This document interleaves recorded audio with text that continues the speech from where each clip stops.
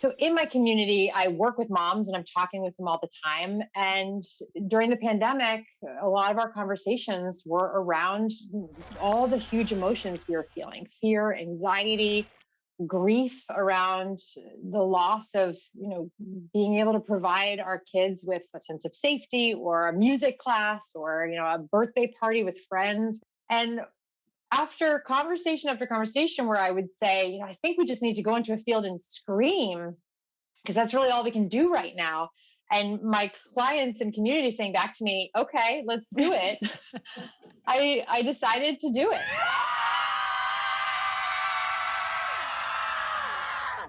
There was a structure to the screaming, wasn't there?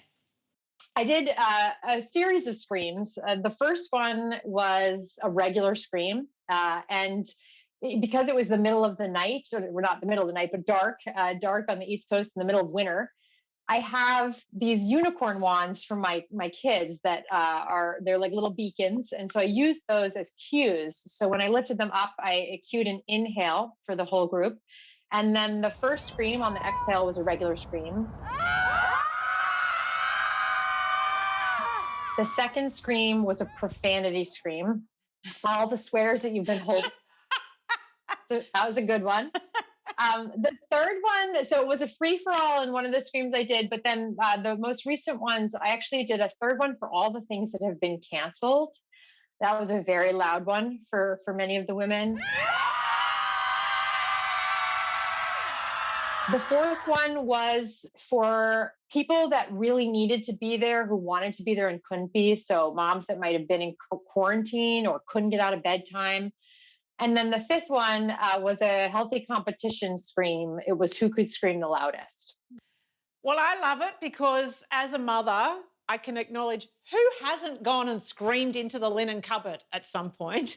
That is the feedback I've gotten, honestly, is, oh my gosh, I've been doing this in closets, in cars, into pillows, especially from an older generation of moms that reached out to me and they felt heard, and their screams felt normalized in a way.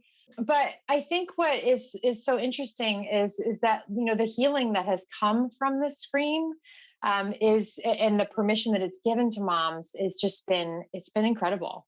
But also when we bottle up something like anger and don't find a deliberate way of releasing it, it can come out in ways that we're not proud of. 100%. It's got to come out somewhere, right? Yeah. It's got to come out somewhere. And oftentimes, with parents, it comes out at your kids in some way, or it comes out at your spouse, your partner, if you have one. It comes out at the person at the coffee shop, because you're so pent up. You can't help it, right? You're not in a grounded place, and you're really going from that triggered spot. And so you're right. It catches up with you. And what kind of feedback did you get from the women there? Oh, it keeps coming. I feel lighter.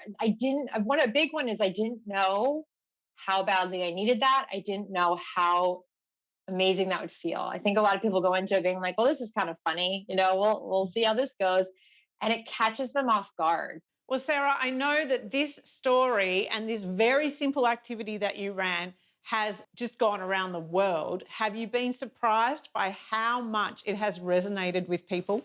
I have and I haven't, right? It's been amazing, to be talking to Australia and to be talking to Germany and all over the States.